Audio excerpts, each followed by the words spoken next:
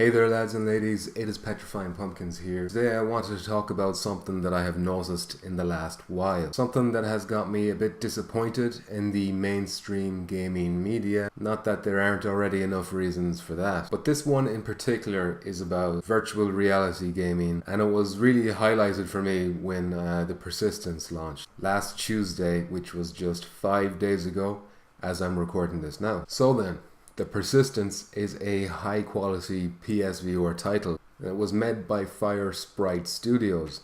Now, Firesprite Studios are made up of ex-members of the Sony Liverpool studio. So those are the guys who brought us games like Wipeout and stuff like that from the PS1 days. So they're not exactly nobodies. Now, I wouldn't say that The Persistence is a AAA title, but it's at least on the higher end of the AA spectrum. And I know that everything is subjective, but I would say that it's one of the best PSVR games that we have right now. Certainly one of the best that released in 2018. So with that in mind, let me just hop on over to Metacritic.com and see what kind of a score it got. Oh, look at that. It got 79 based on 16 critic reviews. And +1 from Eurogamer.com. That makes the total 17 game critic reviews, and the game's out nearly a week. And that is for a game that is one of the most high-profile PSVR titles of 2018. 17 Metacritic approved critic reviews. Now there's a lot of smaller sites in there like IGN Italy and IGN Spain, and then like the VR focused sites. But Eurogamer is the biggest name there. There's nothing from the main IGN site. There's nothing from GameSpot. Nothing from Game Informer. And even sites like Kotaku and Polygon, who don't give scores in their reviews, at least I don't think Polygon give review scores anymore, they didn't even bother to do reviews on their websites.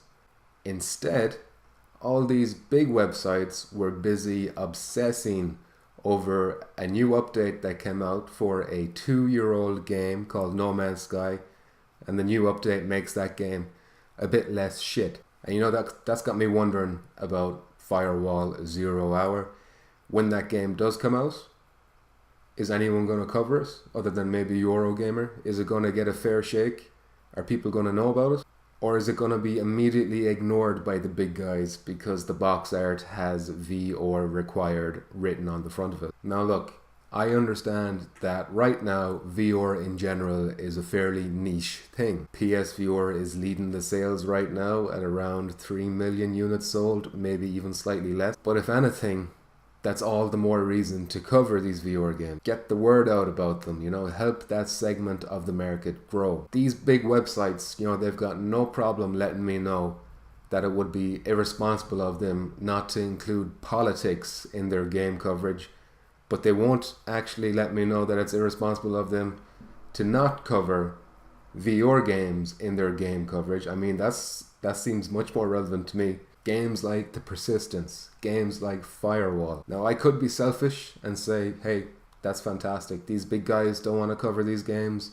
That just means that if people want to find out about Firewall, they can come to my channel to learn about Firewall. But the truth is that we do need these big guys to throw their weight behind these VR titles so that people will actually know about them in the first place. I guarantee you that your average PSVR user has no idea what the hell a Firewall 0 Hour is. Same with The Persistence. So that means less sales, and less sales mean no sequels. That means no Firewall 2. And I think I'll probably want a Firewall 2. There might not even be a PSVR 2. I mean, who knows if things stay the way they are right now.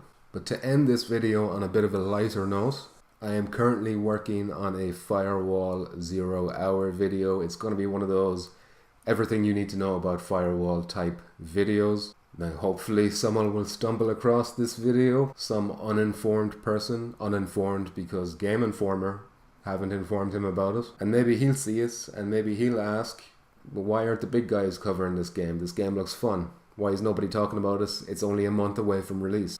Instead, he's hearing about it from some random YouTuber who can't even pronounce VR properly. You have to be the change you want to see, after all. Does that make me a hero? I'll leave that for you to decide. I'll see you guys in the next one. Bye bye.